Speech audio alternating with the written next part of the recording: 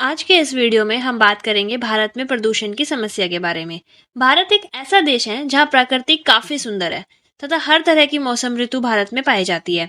लेकिन बढ़ते हुए प्रदूषण के स्तर के कारण मौसम के साथ साथ भारत की जनता पर भी इसका बुरा प्रभाव पड़ रहा है। आज के दौर में प्रदूषण भारत में एक बड़ी समस्या बन गया है। यह हमारे स्वास्थ्य को बिगाड़ता है, पर्यावरण को नुकसान पहुंचाता है और जीव जंतुओं के लिए भी हानिकारक है। भारत में प्रदूषण के कारणों में से सबसे बड़ा कारण है वायु प्रदूषण। भारत में वायु प्रदूषण के स्तर में तेजी से बढ़ोतरी हो रही है। भारत में सालाना लाखों लोग वायु प्रदूषण के कारण मर जाते हैं। इससे भी बड़ी समस्या है जल प्रदूषण।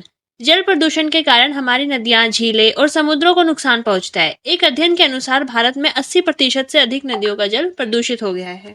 भारत में वायु प्रदूषण एक गंभीर पर्यावरणीय मुद्दा है। 2019 में दुनिया के 30 सबसे प्रदूषित शहरों में से 21 भारत में थे। 2016 के आंकड़ों के आधार पर एक रिसर्च के अनुसार भारत में कम से कम 14 करोड़ लोग खराब हवा में सांस लेते हैं, जो WHO की सुरक्षित सीमा से 10 गुना या उससे भी अधिक है। हमारे यहाँ 51% प्रदूषण औद्योगिक प्रदूषण होता है तथा 27% वाहनों द्वारा और 17% फसल जलाने से और 5% अन्य स्रोतों से होता है। वायु प्रदूषण हर साल 20 लाख भारतीयों की अकाल मृत्यु में योगदान देता है। शहरों में पॉल्यूशन उत्सर्जन वाहनों और उद्योगों से होता है, जबकि ग्रामीण क्षेत्रों में अधिकांश प्रदूषण खाना पकाने और गर्म रखने के लिए बायोमास जलाने से उत्पन्न होता है।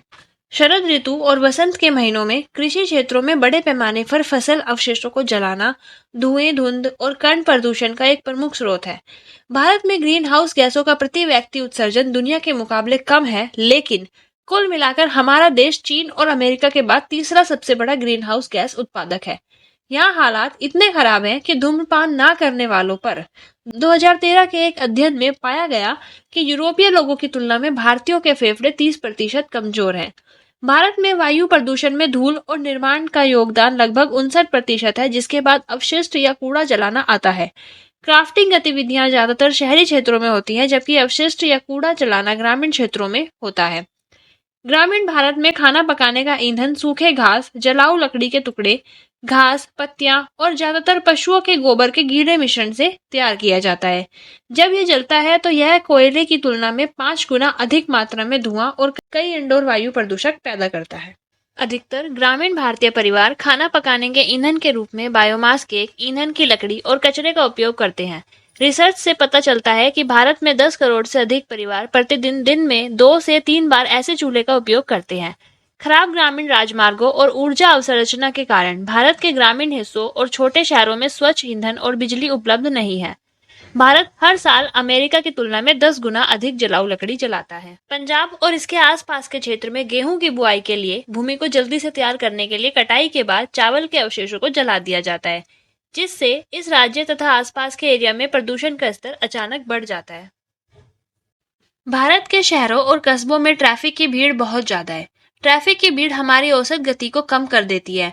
कम गति पर चलने के कारण वाहन अकुशल रूप से ईंधन का इस्तेमाल ज्यादा करते हैं, जिससे प्रदूषण का लेवल बढ़ जाता है।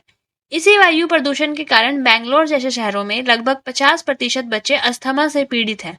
मई 2014 में विश्व स्वास्थ्य संगठन ने नई दिल्ली को दुनिया का सबसे प्रदूषित शहर घोषित किया था। 1901 और 2018 के बीच भारत में तापमान 0.7 डिग्री सेल्सियस बढ़ गया है।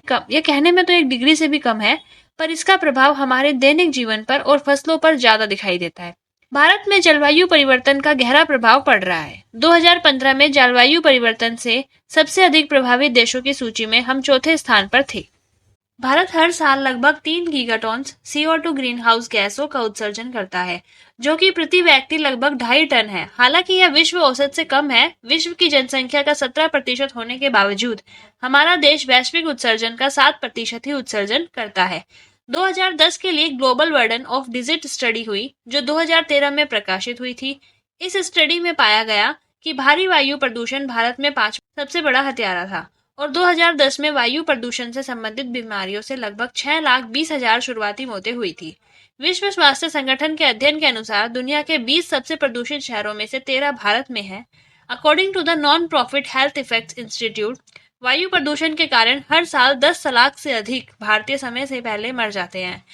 Delhi heart and lung institute के अनुसार 20 लाख से अधिक बच्चे बीमार हैं। दिल्ली के आधे बच्चों के फेफड़ों की कार्यप्रणाली कमजोर है। पिछले 1 दशक में भारत में वायु प्रदूषण में काफी वृद्धि हुई है। अस्थमा भारतीय द्वारा सामना की जाने वाली सबसे आम स्वास्थ्य समस्या है और यह वायु प्रदूषण के कारण होने वाली स्वास्थ्य संबंधी समस्याओं में से आधे से अधिक के लिए जिम्मेदार है। यह तो हुई भारी प्रदूषण की बात। क्या आप जानते हैं, इससे भी खतरनाक है इंडोर पॉल्यूशन।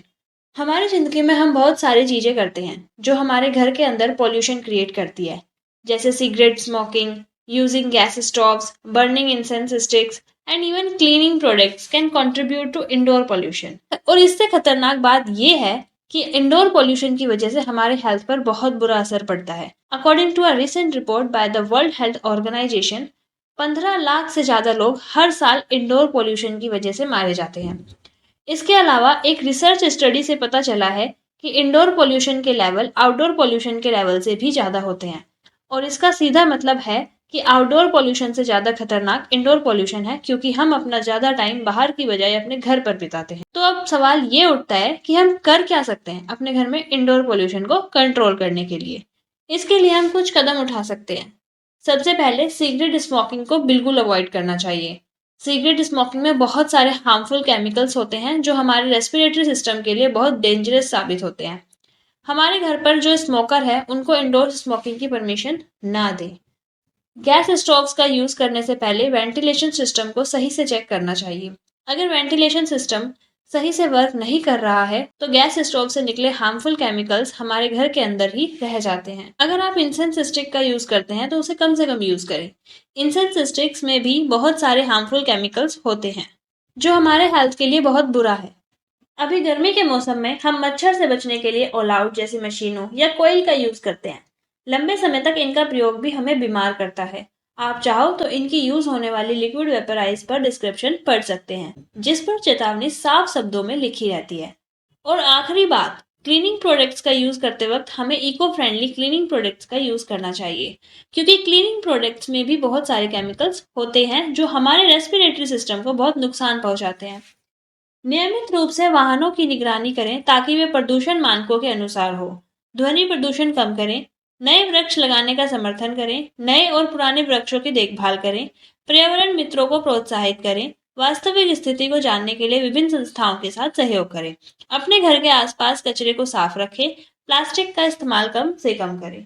प्लास्टिक के बजाय बायोडिग्रेडेबल प्रोडक्ट्स का इस्तेमाल करें। अपने घर पर कुछ पेड़ लगाने की कोशिश करें। अगर हम सब लोग इन स्टेप्स को फॉलो करेंगे तो हम अपनी हेल्थ पर पड़ने वाले बुरे प्रभाव से बच सकते हैं।